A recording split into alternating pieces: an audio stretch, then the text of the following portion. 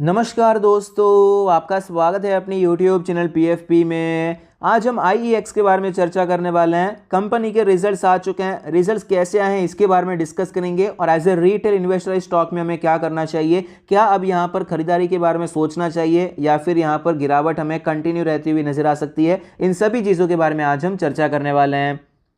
सबसे पहले रिजल्ट्स पर नजर डाल देते हैं। नेट सेल्स के बारे में बात करें तो ईयर ऑन ईयर बेसिस पे हमें 20% का इंक्रीज नजर आता है, अच्छी बात है। नेट प्रॉफिट हमें 43% बढ़ता हुआ नजर आया और एबिटा हमें 32% बढ़ता हुआ नजर आता है। तो रिजल्ट्स अच्छे नजर आते हैं। सेल्स भी ऊपर गया, प्रॉफिट भी ऊपर गया और मार्जिन भी आपको ऊपर जाता हुआ नजर आया। ज्यादातर कंपनीज में फिलहाल क्या हो रहा है, सेल्स तो ऊपर जाता है नहीं जाता है, लेकिन प्रॉफिट गिर जाता है। क्यों गिर जाता है? क्योंकि मार्जिन में गिरावट हो रही है, लेकिन यहां पर मार्जिन हमें स्ट्रांग होते हुए नजर आते हैं, ये काफी अच्छी बात है।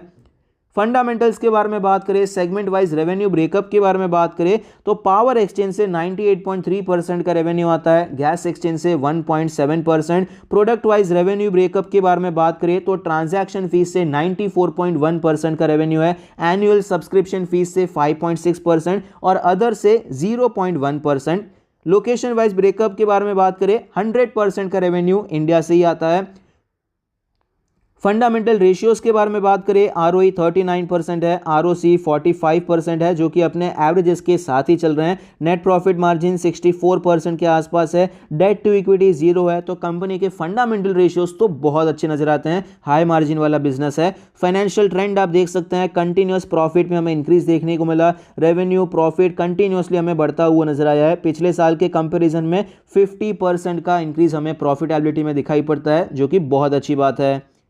शेयर होल्डिंग पैटर्न के बारे में बात करें, प्रमोटर होल्डिंग 0 है, mutual fund 13.6%, other DIA 6%, FIA 27% और रिटेल एंड अदर कैटेगरी में 53% की हिस्सेदारी है, जिसमें से रिटेल इन्वेस्टर्स जिनकी होल्डिंग 2 लाख से कम की होती है वो भी 30% से ज़्यादा है। तो इसका जो शेयर होल्डिंग पैटर्न है बहुत ही ज़्यादा वीक नज़र आता है।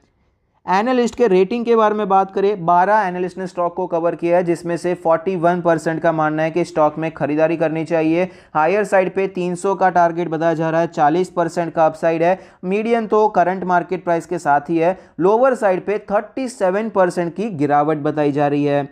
19,000 करोड़ की मार्केट कैप है, 62 का PE रेशियो है। तो वैल्यूएशन थोड़ा बहुत सस्ता होता हुआ नजर आया, क्योंकि ये रिजल्ट्स भी अच्छे आए हैं, अभी प्रॉफिट भी अच्छा शो किया है कंपनी ने, इसलिए वैल्यूएशन थोड़ा बहुत सस्ता जरूर हुआ है। लेकिन अब भी कंपनी महंगे वैल्यूएशन पे, प्रीमियम वैल्यूएशन पे ट्रेड कर रही है। स्टॉक के चार्ट पर हमें क्लियरली पता चलता है कि 300 रुपए के लेवल पे डबल टॉप बनाने के बाद स्टॉक में हमें गिरावट देखने को मिली, स्टॉक हमें वीक होता हुआ नजर आया। 300 से 200 रुपए का लेवल आया, रिकवरी आई, 250 तक गया, वापस गिरावट देखने को मिली। फिलहाल ये स्टॉक हमें 215 पर ट्रेड करता हुआ नजर आता है। 200 डेज के मूविंग एवरेज के ऊपर है, बाकी सारे मूविंग एवरेज के नीचे नजर आता है। डेली RSI 38 है, यहाँ पर वीकनेस देखने को मिल रही है। वीकली चार्ट के बारे में बात करें तो वीकली चार्ट पे आप देख पाएंगे 50 वीक्स के मूविंग एवरेज से ये ऊपर गया, सपोर्ट लिया, लेकिन वापस अभी नीचे आता हुआ नजर आता है। ये जो बाउंस बैक हुआ है उसका ऑलमोस्ट आधा हमें यहाँ पर नीचे आता हुआ नजर आया, जो कि अच्छी बात नहीं है, मतलब वीकनेस ही आपको थोड़ी बहुत नजर आती है। और वीकली चार्ट पे भी जो वॉल्यूम्स देखने को मिल रहे हैं, बहुत ज़्यादा वॉल्यूम्स तो नहीं है, लेकिन आपको सेलिंग के वॉल्यूम्स आपको पिछले कुछ समय में थोड़े से ज़्यादा एग्रेसिव होते हुए नजर आए हैं। वीकली RSI 45 का लेवल है, 40 और 60 के रेंज में फिलहाल स्टॉक हमें एंटर होता हुआ नजर आया है। पहले ये 60 के ऊपर ही चल रहा था, काफ़ी अच्छा मोमेंटम था, जो कि फिलहाल हमें खत्म होता हुआ नजर आता है।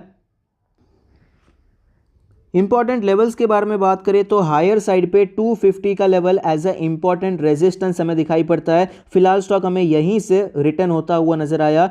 सपोर्ट के बारे में बात करें, 190 से करके 200 रुपये, ये जो जोन है ये सपोर्ट की तरह दिखाई पड़ता है। यहाँ से स्टॉक ने एक अच्छा मोमेंटम किया था, यहाँ से आपको रिटर्न होता हुआ नजर आया, तो हम एक्सपेक्ट कर सकते हैं कि यहाँ पर फिर से स्टॉक सपोर्ट ले सकता है। एक्चुअली देखा जाए तो यहाँ पर जो रेजिस्टेंस था अप्रॉक्सीमेटली 240 के आसपास का लेवल था। आप देख पाएंगे 240 का मल्टीपल टाइम टेस्टेड भी हुआ था और यहाँ पर शॉर्ट टर्म ब्रेकआउट जैसा नजर आया था, लेकिन ये ब्रेकआउट हमें फेल होता हुआ नजर आया। तो अब इसका रेजिस्टेंस 240 से करके 250 का जोन डाउन हो जाता है। तो इन दोनों लेवल्स को ध्यान में रख के हमें काम करना है। अब यहाँ पर शॉर्ट टर्म के बारे में बात करें तो जब तक ये 250 के ऊपर नहीं जाता है तब तक कोई मोमेंटम हमें देखने को नहीं मिलेगा, तो तब तक के लिए खरीदारी करने से बचना चाहिए। मिड टर्म के बारे में बात करें, पोजिशनल ट्रेडिंग के बारे में बात करें तो रिजल्ट्स अच्छे आए हैं, इसको ध्यान में रखते हुए 200 के आसपास हम यहाँ पर खरीदारी अटेम्प्ट करने के बारे में सोच सकते हैं। फुल यहाँ पर आपको क्वांटिटी के साथ एंटर नहीं होना है, आधी क्वांटिटी 25% क्वांटिटी उतना आप एंटर करने के बारे में सोच सकते हैं, क्योंकि वीक है स्टॉक, उसमें कोई डाउट नहीं है।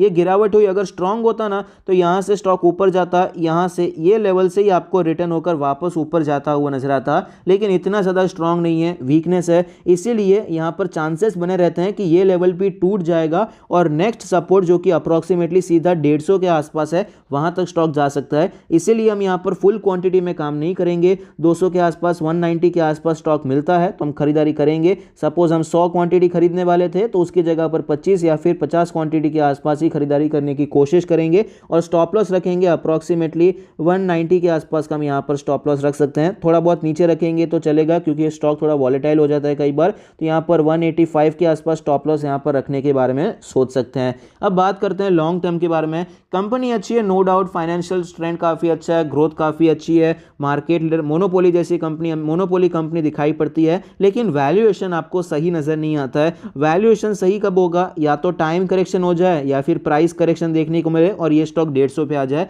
तब हम बेहतर वैल्यूएशन पे खरीदने के बारे में सोच सकते हैं। पॉजिटिव्स के बारे में बात करें तो कंपनी के फंडामेंटल्स अच्छे नज़र आते हैं, DIS का स्टेक भी हमें थोड़ा सा बढ़ता हुआ नज़र आया है, नंबर्स काफ़ी अच्छे नज़र आते हैं, मार्जिन्स भी बढ़ रहे हैं। अगर हम पूरे फाइनेंशियल ईयर को कंपेयर करें, 2021 का जो फाइनेंशियल ईयर था और 2022 का जो फिलहाल कंप्लीट हुआ है, तो वहाँ पर भी मार्जिन में हमें इंक्रीज देखने को मिला है। नेगेटिव्स के बारे में बात करें, टेक्निकल्स वीक चल रहे हैं, वैल्यूएशन अब भी प्रीमियम है, FIS का स्टेक हमें कम होता हुआ नज़र आता है, प्रमोटर है ही नहीं यहाँ पर और रिटेलर्स 30% से ज़्यादा है।